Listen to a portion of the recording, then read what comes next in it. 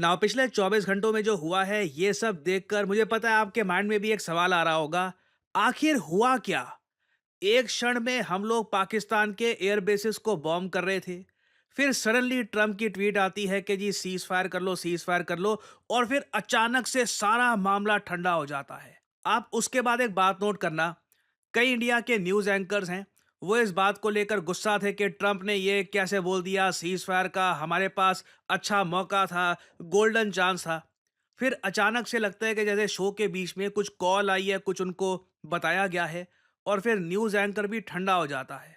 Almost as if ऐसा लगता है कि उसको एक जानकारी दी गई है, जिसको प्राप्त करके वो भी काफ़ी हद तक शॉक्ड है कि सिचुएशन क्या इतनी खराब हो गई थी कि सडनली हमको पाकिस्तान पे जो अभी स्ट्राइक्स हैं, ये रोकने पड़े। फिर उसके बाद देखिए एक क्यूरोसिटी ये भी जागती है कि डोनाल्ड ट्रंप ने एक और बहुत इंपॉर्टेंट ट्वीट करी, जहां पर ट्रंप की लाइन आप अगर पढ़ोगे उससे साफ-साफ लगता है ट्रंप एक न्यूक्लियर वॉर की तरफ इंडिकेशन दे रहे हैं। इस पोस्ट में आप देखोगे ट्रंप कह रहे हैं मैं बहुत प्राउड हूं और strong and unwaveringly powerful leadership of India and Pakistan, कि इनके पास इतनी विजडम थी, इतनी स्ट्रेंथ थी कि ये समझ पाए कि अभी के लिए अग्रेशन को रोकने का टाइम आ चुका है। क्योंकि अगर अग्रेशन इसी तरीके से चलता रहता तो इससे डेथ और डिस्ट्रक्शन होता कई लोगों का। और ये लाइन सुनना सबसे इंपॉर्टेंट है। ट्रम्प कहते हैं millions of good and innocent people could have died. 1 million होता है 10 लाख, ये कह रहे हैं मिलियंस, 30 40 50 लाख इनोसेंट लोग मारे जाते। नाउ इंडिया पाकिस्तान के बीच में कई बार वॉर हो चुकी है, सिविलियंस की डेथ ना के बराबर हुई है वॉर में। इवन आप अगर देखो सोल्जर्स की कैजुअलिटी भी, ये भी हजारों में ही रही है। बट आप जानते हैं, मैं जानता हूं, मिलियंस कब मरते हैं। ये लाइन पे फोकस करो, millions of good and innocent people could have died. ये कब होता है? एक न्यूक्लियर वॉर में, जब न्यूक्लियर वेपन यूज किए जा रहे हो, तभी न्यूक्लियर वेपन्स को लेकर दुनिया का हर देश काफी हद तक एप्रीहेंशन रखता है, कोशिश करता है कि न्यूक्लियर वेपन्स का इस्तेमाल ना हो। हाँ, एक बार को आप कह सकते हैं कि जिस देश ने 2 एटॉमिक बॉम्ब गिराए थे जापान पे सिविलियंस पर, वही देश कह रहा है कि जी millions of people died. Hypocrisy है, बिल्कुल, this is hypocritic. But Trump को क्लियरली कुछ ऐसा पता था जो अभी हम सबको पता नहीं है। आगे देखो, डोनाल्ड ट्रंप ये कहते हैं your legacy is greatly enhanced by your brave action. इनके शब्दों में ना साफ साफ लग रहा है, ये इंडिकेट कर रहे हैं कि एक बहुत बड़ा प्रलय टल गया, बहुत बड़ी डिस्ट्रक्शन जो हो सकती थी वो टल गई। आगे ट्रंप, मैंने पिछले 1 साल में ऐसे शब्द ट्रंप को यूज करते हुए देखा नहीं है। ये भी कहते हैं आगे कि मैं अब इस रीजन के साथ ट्रेड बढ़ाने वाला हूं। अब ऑब्वियस सी बात है, जब ये कहते हैं रीजन के साथ ट्रेड बढ़ाऊंगा, तो ये प्राइमरली भारत की बात ही कर रहे हैं। ये मैं आपको बात पहले बता चुका हूं कि यूएस के कई फॉरेन पॉलिसी स्कॉलर्स ने ओपनली कहा है कि अगर भारत सीज फायर कर लेता है तो उसके बदले में यूएस एक स्वीट हार्ट ट्रेड डील देने को तैयार है, जिसमें भारत का बहुत फायदा होगा। और इस बात को आप कंफर्म कर सकते हैं, गूगल करिएगा, American foreign policy scholar John Mearsheimer की कमेंट। इन्होंने लिटरली कहा है कि बिल्कुल भारत को एक बहुत अच्छी ट्रेड डील मिल सकती है। नाउ ये इन्होंने आज से 4 दिन पहले बोला था। फिर हम देखते हैं आज रिसेंटली ट्रंप लिटरली ये शब्द कहते हैं कि ट्रेड करने को तैयार हूं, सब्सटैंशियली मैं दोनों कंट्रीज के साथ काम करना चाहता हूं, और I will work with you both to see after 1,000 years a solution can be arrived concerning Kashmir. तो ये यहाँ पर कह रहे हैं कि हजारों साल के बाद कश्मीर का डिस्प्यूट हजारों साल का नहीं है यार। ये पता नहीं क्यों बोलते रहते हैं हजारों साल हजारों साल। तो ओवरऑल आप अगर देखो, इनके शब्द साफ साफ ये बात रिफ्लेक्ट कर रहे हैं कि बहुत बड़ी आपदा टली है, कुछ बहुत ज्यादा डिस्ट्रक्टिव जो हो सकता था वो बचा लिया गया है। दोनों साइड की लीडरशिप ने मैच्योरिटी दिखाई है। और अगर यहाँ पे आपका सवाल ये है कि कैसी आपदा टली है, यहाँ पर हुआ क्या है, तो यहाँ पे आपको समझना होगा भारत ने पाकिस्तान के 8 से 10 एयरबेस बुरी तरीके से डिस्ट्रॉय कर दिए। अब पाकिस्तान धीरे धीरे ये भी एडमिट कर रहा है कि ग्राउंड पर इनके जो कई एयरफोर्स के लोग थे ये भी मारे गए हैं। पहले कह रहे थे कि कुछ नुकसान नहीं हुआ है। हमारे फाइटर जेट पाकिस्तान में गए हैं and we destroyed their air bases. और आप सबको याद होगा, ये अगेन हम सब ने ये बात देखी है, पाकिस्तान का DGISPR रैटल्ड था। इनका पूर्व एयर चीफ मार्शल कह रहा था जो हिंदुस्तान ने कर दिया है आज, दिस शुड रैटल अस। हमारी हालत आज के समय बहुत खराब है। Leadership job is to look into the future. जी, आज जो हुआ है this should rattle all of us. ये बड़ा मुश्किल वक्त आ गया है जी। इसका हमारे पास एज ऑफ नाउ कोई जवाब नहीं है।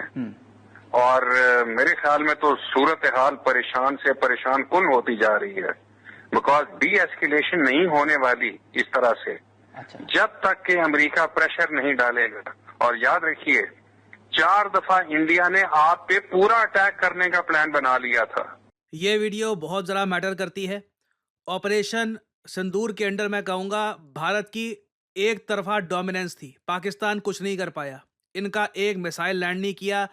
हाँ, अब आर्टिलरी फायरिंग कर दी, जो निहत्ते सिविलियंस थे बॉर्डर के पास रहते थे वहाँ पे लोग मार दिए, वो पाकिस्तान अकॉम्प्लिश कर पाया है, मगर वो कोई मिलिट्री के लिए कोई बड़ी अचीवमेंट नहीं है। इंडिया का कोई एयर बेस ये डिस्ट्रॉय नहीं कर पाया। इंडिया ने कैटेगोरिकली वीडियो दिखाई है, हमारे सारे एयर बेसिस ठीक है, विद टाइम स्टैम्प हमने दिखाया है कि कुछ नुकसान हमको यहाँ पे हुआ नहीं है। जबकि पाकिस्तान के एयर बेसिस पे आग लग रही थी, इनके खुद के सिटीजन्स ने वो वीडियोस रिकॉर्ड करी है, सोशल मीडिया पे हमेशा के लिए वो वीडियोस रहेगी। और इस सब के बीच में ना सडनली एक न्यूज आती है कि पाकिस्तान अफगानिस्तान बॉर्डर के बीच में ना एक भूकंप आया है, 4 रिक्टर स्केल का भूकंप आया है। नाउ नो वन नोज कि ये क्या था। क्या पाकिस्तान अफगानिस्तान के बीच में भूकंप आता है? हाँ, ये टेक्टोनिक प्लेट्स यहाँ पर ऐसी है कि इस इलाके में भूकंप इन द पास्ट आ रखा है, मगर सडनली कॉन्फ्लिक्ट के बीच में भूकंप का आना, सडनली इससे एक थ्योरी सामने आने लगी कि क्या पाकिस्तान ने चुपचाप एक न्यूक्लियर टेस्ट किया है। ये कंफर्म बात नहीं है, मगर एक डर जाग गया, अमेरिकन के भी कान खड़े हो गए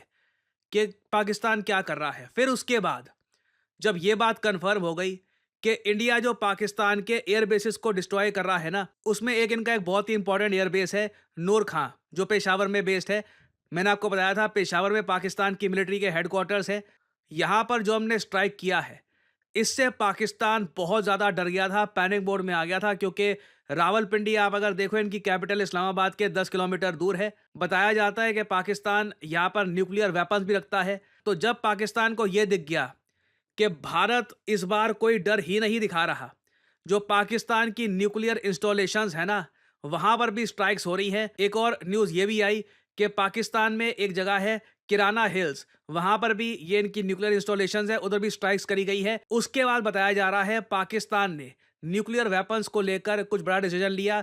रिपोर्ट भी आई थी कि शहबाज शरीफ ने पाकिस्तान की न्यूक्लियर कमांड को एक मीटिंग के लिए बुलाया है। ऑफ कोर्स बाद में पाकिस्तान ने कहा कि नहीं नहीं, मीटिंग नहीं हो रही, बट डेफिनेटली पाकिस्तान ने यूएस को कुछ ऐसा बताया है कि हम कुछ कर देंगे, देखो हम बर्दाश्त नहीं करेंगे, ऐसे तो हमारी कुछ इज्जत बचेगी नहीं, हमारी जनता हमको यहाँ पर छोड़ेगी नहीं, तो हम कुछ कर देंगे। और ये बात कंफर्म होती है, सीएनएन ने भी ये आर्टिकल पब्लिश किया है कि अलार्मिंग इंटेलिजेंस मिली थी। यूएस प्रेसिडेंट जेडी वैंस ने फ़ोन किया पीएम मोदी को और ये कहा, सर सिचुएशन ये हो रखी है, पाकिस्तान हो सकता है कि कुछ बड़ा स्टेप ले ले। सडनली उसके बाद हम देखते हैं सिचुएशन यू कूल डाउन होती है। फिर ये भी जब न्यूज आती है ना कि जम्मू में सीज फायर पाकिस्तान ने वायलेट कर लिया है, हमारे फॉरेन सेक्रेटरी साहब आते हैं, कहते हैं हम पाकिस्तान को कहना चाहेंगे अब ऐसा ना करे। लोग ये सुन के काफी हद तक डिसअपॉइंटेड थे कि पाकिस्तान सीज फायर तोड़ रहा है, हम जवाब क्यों नहीं देते। बट क्लियरली पीएम मोदी को, इंडियन गवर्नमेंट को कुछ ऐसी बात बताई गई थी जिसको देखकर वो लोग भी कह रहे थे कि इस रास्ते हमको नहीं जाना। और याद रखिएगा, चिंता उसको ही होती है जिसका भविष्य होता है, नहीं तो जिसके पास कुछ है ही नहीं, उधारी की जिंदगी है, ठीक है, उसको काहे का डर। और उसके माइंड में वैसी बातें चल रही है कि यहाँ पे तो ऐसे ही मैं टहलने के लिए आया हूँ, असली जिंदगी मरने के बाद शुरू होगी। तो डोनाल्ड ट्रंप की जो ये कमेंट है क्लियरली दिखाती है कि एक बहुत बड़ा विनाश होते होते टला है। The death and destruction of so many and so much millions of good and innocent people could have died, ये लाइन काफी हद तक इंडिकेट करती है कि एक न्यूक्लियर वॉर अवॉइड करी गई है। नहीं तो आप जस्टिफाई नहीं कर सकते। I mean normal conventional war में मिलियंस अब तक नहीं मारे गए। 1971 इंडिया पाकिस्तान वॉर देख लो, मिलियंस कहीं से नहीं मारे गए थे। मिलियंस वॉर में तभी मरते हैं, याद रखिएगा। ये मिलिट्री कैजुअलिटीज की बात नहीं कर रहे, हम यहाँ पे स्पेसिफिकली कह रहे हैं इनोसेंट लोग, सिविलियंस मिलियंस की संख्या में तभी मारे जाते हैं जब एक न्यूक्लियर वॉर होती है। तो आई थिंक जो हुआ है यहाँ पर, इसके रिगार्डिंग जो इन्फॉर्मेशन है धीरे धीरे सामने आएगी, बट शायद दुनिया एक न्यूक्लियर वॉर के ब्रिंक से बिल्कुल वापस आई है। और पाकिस्तान के बारे में देखिए, अनफॉर्चुनेटली ये एक ऐसी रियलिटी है जिसके साथ हमको जीना होगा कि ये एक ऐसा देश है जिसको अपने फ्यूचर की कुछ पड़ी नहीं है, ना अपनी इकोनॉमी की पड़ी है, ना इनको परवाह है इनके कंट्री के वेलफेयर की। यहाँ पर लिटरली इनकी सरकार आतंकवादियों के साथ मिली हुई है और ये कैसे भी करके न्यूक्लियर वेपन्स की प्रोडक्शन के अंडर एक देश चला रहे हैं। इसका सॉल्यूशन क्या हो सकता है? एक ही सॉल्यूशन है, डी न्यूक्लियराइजेशन।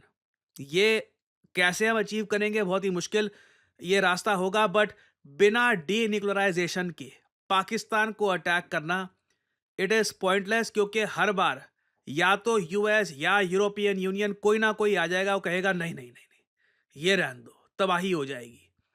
सो या बताइएगा यहाँ पे आपके क्या थॉट्स है इसके बारे में, मैं जानना चाहूँगा आपके विचार। कमेंट सेक्शन में शेयर करिएगा। आप लोग यकीन नहीं करेंगे कितने सारे लोगों से मैं मिलता हूँ और उनसे बात करता हूँ और उनका एक ही सवाल होता है कि करियर में अब क्या करें। यू नो व्हाट, मुझे मैथमेटिक्स इतना अच्छा लगता नहीं है, कोडिंग वगैरह सीखने में मेरा मन नहीं लगता, मुझे कुछ और एक मतलब क्रिएटिव जॉब जहाँ पे मैं अर्ली स्टार्ट कर सकूँ, वैसा कुछ सजेस्ट करिए। वेल, मैं यहाँ पे आपको बताना चाहता हूँ डिजिटल मार्केटिंग के बारे में। डिजिटल मार्केटिंग के अंडर आपका करियर कैसा हो, इस फील्ड के अंडर आप बन सकते हैं डिजिटल मार्केटिंग असिस्टेंट, आप बन सकते हैं एक एसईओ राइटर, आप बन सकते हैं सोशल मीडिया स्पेशलिस्ट, आप बन सकते हैं एक एसईओ मैनेजर, एक कंटेंट मैनेजर। डिजिटल मार्केटिंग के अंडर आपको जॉब मिल सकती है वेरियस सेक्टर्स में और ये जॉब्स लगातार बढ़ती जा रही हैं। एंड सिमिलरली आप देखोगे डिजिटल मार्केटिंग के जो कोर्सेज हैं ये भी दुनिया भर में, चाहे यूएस हो, यूरोप हो, हर जगह ये कोर्सेज बढ़ते जा रहे हैं। और आप एक बात नोट करिएगा, ज़्यादातर जो ये कोर्सेज हैं बहुत ज़्यादा महंगे होंगे, सिर्फ इंग्लिश लैंग्वेज में होंगे और ये कोर्सेज बहुत छोटे होते हैं। 2-3 महीनों में ना हो गया कोर्स हो गया आपका, आपको बस आगे भेज दिया जाएगा। जबकि करियर 247 आपके लिए लेके आया है एक state of the art digital marketing course, जहां पे आपको मिलती है द बेस्ट फैकल्टी। आप लोग ऐसे प्रोजेक्ट्स पे काम करेंगे जिससे आपको मिलेगा जेन्युइन एक्सपीरियंस, आपको जॉब ढूंढने में भी हेल्प करेगा करियर 247 और एक प्रॉपर करियर गाइडेंस भी आपको मिलेगी हमारे कोर्स में। लैंग्वेज होगी इंग्लिश, कोर्स की जो वैलिडिटी है ये 1 साल की होगी। वैसे आपका कोर्स 6 महीने में खत्म हो जाएगा, आपको मिलेगा एक सर्टिफिकेट और आप स्टार्ट कर सकते हैं अपनी journey in the world of digital marketing. आप अगर 18-19 साल के भी हैं, ग्रेजुएशन नहीं करी, तब भी you can begin your journey as a digital marketing assistant और धीरे धीरे एक्सपीरियंस गेन करके आप अपनी लाइफ में आगे बढ़ सकते हैं। सो एनरोल करने के लिए आपको करना क्या है, सिंपली जाइए इस वीडियो के कमेंट सेक्शन में, पिन्ड कमेंट में आपको मिल जाएगा ये link, start your digital marketing journey now. और यहाँ पे आपको करना है इस लिंक पर क्लिक, आपके सामने खुल जाएगा ये पेज। इधर अपना नाम, ईमेल आईडी, फोन नंबर और ऑब्वियसली डिस्काउंट कोड यहाँ पे डाल देना PD10, ताकि जो प्राइस है इस कोर्स का इससे बहुत ज्यादा कम प्राइस में आपको ये कोर्स मिले। अगर आप कोड डालना भूल जाओगे तो प्राइसेस आपको काफी इंक्रीज मिलेंगे यहाँ पर। So always enter the code PD10 and simply apply, that's all I am saying, simply apply. Career 247 की तरफ से कंसल्टेंट आपको कॉल करेंगे, आप बात कर सकते हैं, जानकारी और ज्यादा प्राप्त कर सकते हैं और आप स्टार्ट कर सकते हैं अपनी journey in the world of digital marketing. और याद रखिएगा, this is not just digital marketing, this is digital marketing with generative AI। So इसी नोट के साथ यह वीडियो का अंत। Thank you for listening and as I always say, may the gods watch over you.